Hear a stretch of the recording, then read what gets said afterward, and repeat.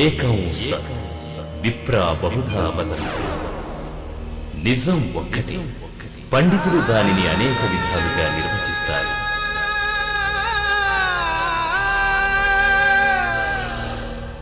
ఓం నమో వెంకటేశాయ. అపూర్వమైన పౌరాణిక కథనాలకు దృశ్య రూపం, మనకు కలిగే సందేహాలకు వ్యాఖ్యాన రూపంలో వచ్చే వచన రూపం మనదైన కార్యక్రమం భక్తి చైతన్యం పురాణ గాథాలది కార్యక్రమానికి స్వాగతం.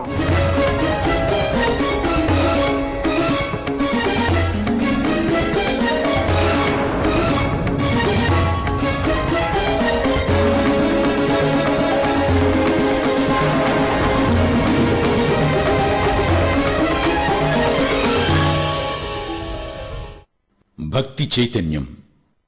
ప్రపంచంలో ఏ దేశానికి లేని పురాణ విజ్ఞాన సంపద మన దేశానికి ఉంది. పురాణం అంటే తరతరాల సంస్కృతిని సంప్రదాయాలను తెలియజెప్పే సాంకేతిక విజ్ఞానం.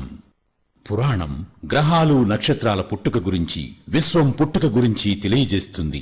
అసలు సృష్టి ఎలా ఏర్పడింది, సృష్టిలో పశుపక్షులు, జంతుజాలం, మానవులు ఎలా ఆవిర్భవించారు, సృష్టికి ప్రారంభం ఏమిటి, ఇలా అనేక వైజ్ఞానిక విషయాలను మనకు వివరించే కాలనిధి. ఈనాటి ఉరుకుల పరుగుల ప్రపంచంలో యువత ఈ విజ్ఞాన సర్వస్వం గురించి తెలుసుకోలేకపోతోంది.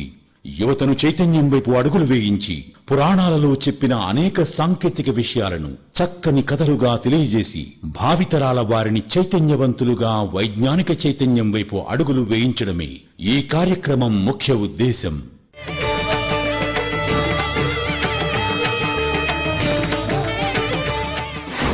బాలమార్కండేయుడిని తన గారడీ విద్యలతో మాయం చేసి తిరిగి రప్పించి మరుద్వతిని అయోమయంలో పడవేశాడు. హర హర మహాదేవ.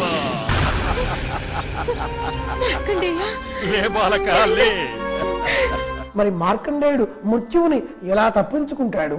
నా బిడ్డ లేకుండా నేను బ్రతకలేను అని ఆక్రోశిస్తున్నావు. ఎక్కడి నుంచి వచ్చాడు నీ బిడ్డ? అక్కడి నుంచి వచ్చాడు, అక్కడికే పోతాడు. ఈ సందర్భంలో తన ఆయుర్దాయం 16 సంవత్సరాలు ఇంతే అని ఆ మార్కండేయుడికి తెలిసిపోయింది. 16 నిండక ముందే కాలయముణ్ణి చేరే కొడుకుని కంటానని కనక ముందే నీకు తెలియదా? మరి ఈ తెలిసిన నిజం మార్కండేయునికి ఎంత కలవర పెట్టింది. ఏ తల్లికి ఇలాంటి పరిస్థితి రాకూడదు, నేను ఎప్పుడు చనిపోతున్నానమ్మా అని బిడ్డ అడిగితే తట్టుకోగలదురా? మార్కండేయుడు ఇప్పుడు అల్పాయుష్కుడు అని ఎందుకు అనబడుతున్నాడో, అల్పాయుష్కుడు ఎందుకు అయ్యాడో? పుత్ర సంతానాన్ని వరదానంగా అనుగ్రహిస్తాను, కానీ సామాన్య మానవులైన మహాయోగులైన తమ యోగ్యతను అనుసరించే వరదానాన్ని పొందగలరు. నేను విధించబోయే కఠినమైన నియమాలను నీవు పాటించగలిగితే నీ కోరిక ఫలిస్తుంది.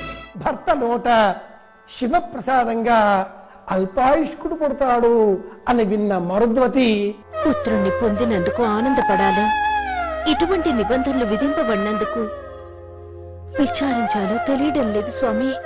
బ్రహ్మదేవుడు మృకండ దంపతులకు పుత్ర వియోగ దుఃఖాన్ని కూడా నుదుట రాశాడు. ధర్మం అనే ఒక ప్రక్రియ ఉంది.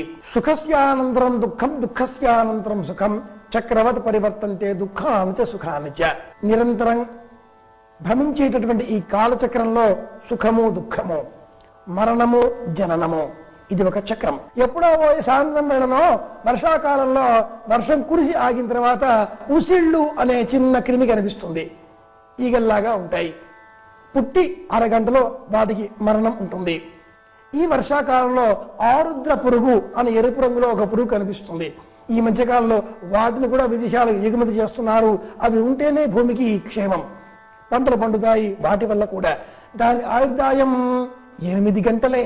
ఒక ఆవు, ఒక కుక్క, ఒక గుర్రం ఇలాంటి ప్రాణులు తీసుకుంటే 15 సంవత్సరాల ఆయుర్దాయాన్ని కలిగి ఉంటాయి.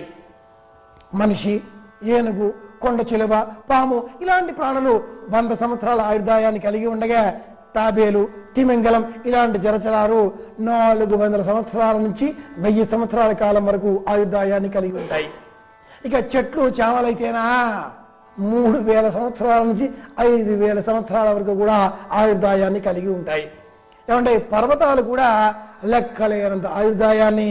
ఇక సముద్రాల గురించి చెప్పవలసిన మాట ఏమిటి?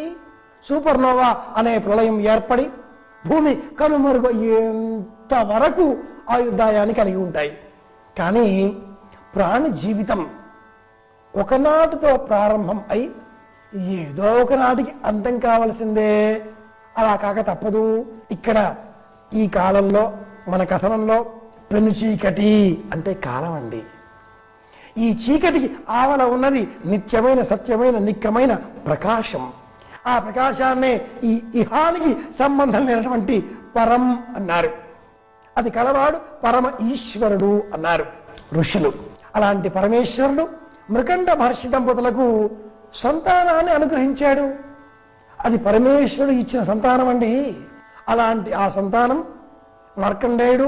అతడి ఆయుర్దాయం కేవలం 16 సంవత్సరాల కాలమేనా అంటాడా ఆ మాట విధాత. అలా రాయబడి ఉంది. పరమేశ్వరుడు ఇచ్చిన ఈ సంతానం అల్పాయుష్యుడు, కేవలం 16 సంవత్సరాల ఆయుర్దాయం కలవాడు. 16 సంవత్సరాలే కదా చూద్దాంలే అనుకునేంతలోనే ఇట్టే గడిచిపోయింది. కాలం కదా అపూర్వంగా ప్రయాణించింది. ఆ 16 సంవత్సరాలు మార్కండేయుడికి ఇట్టే వచ్చేశాయి. ఇప్పుడు ముని దంపతుల మాట ఏమిటి, ఆ బాలుడి పరిస్థితి ఏమిటో చూద్దాం. దోషం దేనికి దారితీస్తుందో. ఆరంభం దేనికైనా కావాలి అంటే దానికి మూలం ఆలోచన. కూర్చోగలుగుతున్నాం అంటే మూలం మూలాధార చక్రం. మూలాధార చక్రం బాగుంది, రోజంతా కూర్చోగలుగుతాం. ఆ కూర్చోవడానికి మూల కారణమైనటువంటి దైవం ఆలోచన రూపంలో, బుద్ధి రూపంలో నీ దృక్కును వాక్కును నియంత్రించగలుగుతాడు. అలా ఒక ఆలోచన, ఒక సాహసం, ఒక నిర్ణయం దేనికైనా దారితీస్తుంది. ఆ మార్కండేయుడు శివానుగ్రహంగా శివ ప్రసాదంగా జన్మించిన వాడు.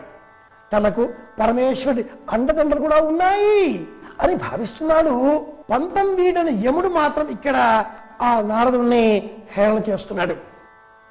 మరి ఈ పరిహాసానికి నారదు ఏ విధంగా సమాధానం చెప్పబోతున్నాడు, యముడు ఏ విధంగా స్పందించబోతున్నాడో, ఈ యముడు ఆ నారదుల సంభాషణ ఏమిటో చూద్దాం. భావస్థిరాన్ని జననాంతర సౌహృదాన్ని అంటాడు భవభూతి మహాకవి. మనలో భావాలుంటాయి, అవి స్థిరంగా ఉంటాయి. రమ్యాని వీక్ష్య మధురాంశ నిశమ్య శబ్దాలు అంటే ఎక్కడో ఏదో జరిగింది, ఎప్పుడో ఏ జన్మలోనో జరిగింది. హృదయం ఆ అంశాన్ని జ్ఞాపకం పెట్టుకుని ఉంటుంది, అది అనుభవిస్తుంటుంది. సృష్టిలో ప్రతి ప్రాణికి హృదయం ఉంటుంది. చాలామంది ఏమనుకుంటారంటే హృదయం అంటే ఎడం వైపు చూపిస్తుంటారు, గుండెకాయ అంటూ ఉంటారు. అలా కాదు, అది ఒక గుణం. గుండె అనేది శరీరానికి రక్తాన్ని అందించేటటువంటి ఒక అవయవం మాత్రమే. మంచి రక్తం చెడు రక్తం ఇలా శుద్ధి చేసేటటువంటి ఒక్క అవయవం మాత్రమే. ఆలోచనలైనా అంతఃకరణలైనా మనస్సు బుద్ధి చిత్తమోహంకారము అనే 4 అంగాలైన ప్రతి ప్రాణిలోనూ మెదడులో నిక్షిప్తమై ఉంటాయి. హృదయం ఇక్కడ శరీరమంతా అని మనం ఆలోచన చేయాలి. అందుకే మనుషులను గమనించేటప్పుడు జంతువుల మెదడు కంటే మానవుడి మెదడు ఎక్కువ పరిణతి చెంది ఉంటుంది. జంతువులకు ఆహారం, అందుకోసం వేటాడడం, అది మరొక జీవికి ఆహారం కాకుండా కాపాడుకోవడం, సంతానం అభివృద్ధి చెందడం, నిద్రపోవడం, ఎంతకంటే మంచి ఆలోచించే అంశాలు ఆ జంతువులకు అవసరం లేవు, అవసరం రాదు. అలాగని దాని హృదయం లేదా అంటే ఉంటుంది. దాని జోలికి వెళ్ళినా, పిల్ల జోలికి వెళ్ళినా పిల్లైనా మనల్ని కలిసి పీకి పెడుతుంది.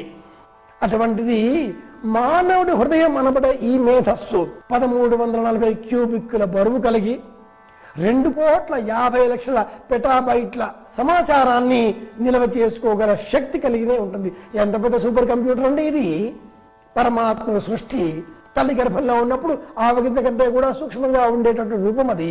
అందులో ఇన్ని లక్షల పెటాబైట్ల మెమరీ. సూపర్ కంప్యూటర్ కాదు. ఎన్నో ఆలోచనలు, ఎన్నో వ్యథలు, మరెన్నో బాధలు, సుఖాలు, దుఃఖాలు, స్నేహాలు, శత్రుత్వాలు ఒకటేమిటి, సమస్తం మానవుడి మస్తిష్కంలో హృదయంలో తుపాందులా చెలరేగిపోతూ ఉంటాయి. మన కథలో మార్కండేయుడికి కూడా ఈ సంగతి తెలుసుండోయ్. తన పుట్టుక శివానుగ్రహం కారణంగా, శివుడి వల్ల తన జన్మ కలిగింది. ఈ సంగతి మార్కండేయుడు తెలుసు. లజకారకుడైన పరమేశ్వరుడే తన మరణానికి కూడా కారకుడవుతున్నాడు అని కూడా తెలిసింది. పాపం మరి బాల మార్కండేయుడు నారదుడిని అడిగే మాటలు ఇవి కూడా యథార్థమే కదా. బ్రాహ్మణ రూపంలో వచ్చిన ఈ నారదుడు మార్కండేయుడికి ఏం చెబుతున్నాడు, ఏం చెప్పబోతున్నాడో విందాం. ఓహో, నువ్వు చావబోతున్నావని భయపడుతున్నావా? చావుకు భయపడి దేవుడి కోసం అన్వేషిస్తున్నావా? ఈ దుఃఖం నా కోసం కాదు, మా అమ్మా నాన్నల కోసం. గోరుముద్దలు చేసి తినిపించింది మా అమ్మ. గోరంత దీపం చూసి కొండంత ఆశ పెంచుకుంది మా అమ్మ. అన్ని శాస్త్రాలు చదివించారు, కానీ చావు గురించి మాత్రం తెలుసుకోవద్దన్నారు. అప్పుడు నాకు అర్థం కాలేదు. ఎందుకు నాకు చెప్పలేదు అని నిలదీశాను. నా అనుభవం ద్వారా తెలుసుకోమంటారా చావు గురించి అని అజ్ఞానంతో ప్రశ్నించి వారినెంతో బాధ పెట్టాను. గతాన్ని తలుచుకుంటూ బాధపడితే భవిష్యత్తే కాదు, వర్తమానం కూడా వ్యర్థమవుతుంది. పోతే పోని, ఈ ప్రేమలు, ఆప్యాయతలు, ఈ స్నేహాలు, బంధుత్వాలు, చెట్లు, చేమలు, గాలి, నీరు పోతే పోని, నాకేమీ బాధ లేదు. అవేవి ఎక్కడికి పోవు, అన్నీ అలాగే ఉంటాయి. కానీ నేను మాత్రం ఉండను. ఇదేగా మీరు చెప్పేది? నాయనా మార్కండేయ, ఎక్కడున్నావు కన్నా? త్వరగా రా, నీకోసం ఫలాలు తెచ్చిపెట్టాను. తిందు గాని రా, రా నాయనా. విన్నారా విన్నారా? మా అమ్మ నాకు ఆకలేయగానే, నాకు తెలియక ముందే మా అమ్మకెలా తెలుస్తుందో కడుపు నిండా పెడుతుంది. ఆకాశంలో చుక్కలు చూపిస్తూ నన్ను నిద్రపుచ్చుతుంది. ఆకాశం ఎంత పెద్దదో తెలియదు, కానీ మా అమ్మ మనసు అంతకన్నా పెద్దది. నీకు తెలుసా అమ్మ మనసు? ఆకాశమే కాదు, అన్ని లోకాల కన్నా విశాలమైనది అమ్మ మనసు. ఒక విషయం తెలుసా నీకు? అసలు అందరినీ పుట్టించిన బ్రహ్మ కూడా తనకు కూడా ఓ అమ్ముంటే బాగుండేదని, ఆ అమ్మ ఊళ్ళో తలపెట్టుకుంటే ఎంతో బాగుండేదని నేటికీ తన కొడుకు దగ్గర బాధపడుతూ ఉంటాడు. అసలు నేను మా అమ్మకు చెప్పాను, రోజు నేను నిద్రపోయే ముందు జోలపాట పాడతావుగా, నవ్వుతూ నిద్రపుచ్చుతావు కదా, నేను చనిపోతున్నానని ఎందుకు బాధపడుతున్నావు? అది చనిపోవడం కాదు, నిద్రపోవడమే అనుకో అని ఎంతో చెప్పాను. నన్ను నవ్వుతూ సాగనింపమని కన్నీళ్లతో ప్రాధేయపడ్డాను. పిచ్చిది మా అమ్మ. నా మాట వింటేగా నువ్వు చావడానికి వీల్లేదురా అని నన్ను కౌగిలించుకుంది. ఆ పిచ్చి తల్లికి తెలీదా, వద్దంటే చావు ఆగిపోవడానికి అది నా చేతిలోనో ఆమె చేతిలోనో లేదని? చావుని ఆపడం నీ చేతిలో లేకపోయినా నీకు మృత్యువుని నిర్దేశించిన వాణ్ణి ప్రసన్నం చేసుకోవడం నీ చేతుల్లోనే ఉంది. మనసుంటే మార్గం ఉంటుంది. త్రిలోక సంచారి అయిన నారదుని సలహా కోరమని మీ నాన్నగారికి చెప్పు, అంతా శుభం కలుగుతుంది. ప్రణామాలు. పవిత్ర పుణ్యక్షేత్రమైన కాశీనగరంలో గంగానదీ తీరాన శివలింగాన్ని ప్రతిష్ఠించండి. అకుంఠిత దీక్షతో శివారాధన చేయండి. అపూర్వమైన శివానుగ్రహ శక్తి మీ పుత్రునికి రక్షణ ఇవ్వగలదు. విధాత చెప్పిన విధంగా ఆ పరమేశ్వరుణ్ణి ప్రసన్నం చేసుకోండి. మీ కోరిక నెరవేరుతుంది. కాశ్యాంత మరణాన్ముక్తి అంటారు పెద్దలు. కాశీలో ఉన్న వాళ్ళంతా మరణిస్తుంటారు. మరి అలా మరణించే వాళ్ళందరికీ కూడా ముక్తి, కైవల్యం లభిస్తుందా? శ్రీశైల శిఖరం దృష్ట్యా పునర్జన్మ న విద్యతే అంటారు. శ్రీశైలంలో ఉన్న వాళ్ళందరూ నిత్యము ఆ శిఖరాన్ని చూస్తూ ఉంటారు. మళ్ళీ వాళ్ళ పూర్వజన్మ లేనట్టేనా? అలా కాదర్థం.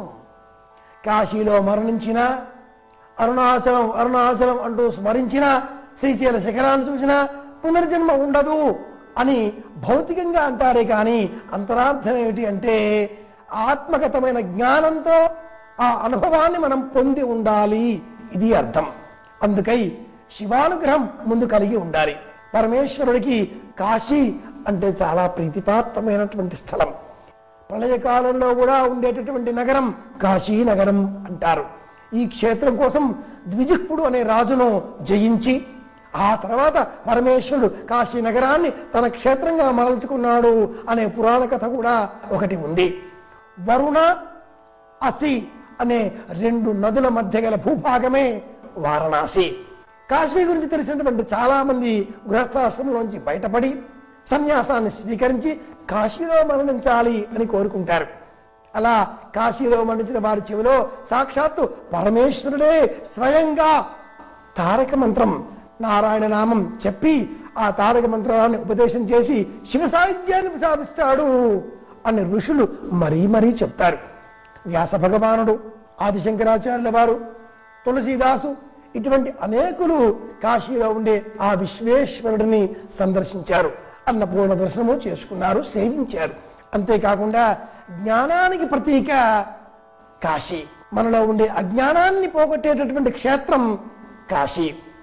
కాశీ పండితులకు భారతదేశంలో ఎనలేని పేరు, ప్రతిష్ట, గౌరవ మర్యాదలు ఆనాడు ఉన్నాయి, ఈనాడు ఉంటాయి, ఎప్పటికీ ఉంటాయి. ఇంతటి ప్రాముఖ్యత కలిగిన కాశీకి వెళ్ళి శివారాధన చేయి నాయనా అంటున్నాడు మార్కండేయుడితో మన నారదుడు. మరి మన బాల మార్కండేయుడు కాశీకి వెళ్ళాడా? ప్రతి కథ కంచికి చేరింది అంటూ ఉంటారు. మరి మన కథ కూడా కంచికి చేరిందా, కాశీకి పోతుందా? గమనిద్దాం, తెలుసుకుందాం. అందునిమిత్తమై వచ్చే సంచిక వరకు వేచి ఉందాం, చూద్దాం, చూస్తూనే ఉందాం. మనదైన కార్యక్రమం భక్తి చైతన్యం పురాణ గాథాలహరి. ఓం నమో వెంకటేశాయ. ప్రమాద భరితమైనటువంటి ఆ కాశీ నగరానికి పసివాడైన ఈ మార్కండేయుడు చేరుకున్నాడా?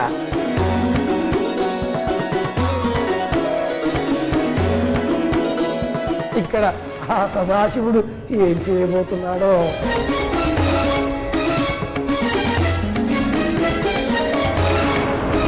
మార్కండేయుడిని సూటిపోటి మాటలను విని ఆ మాటలను ఆ తల్లి ఎలా భరించిందో.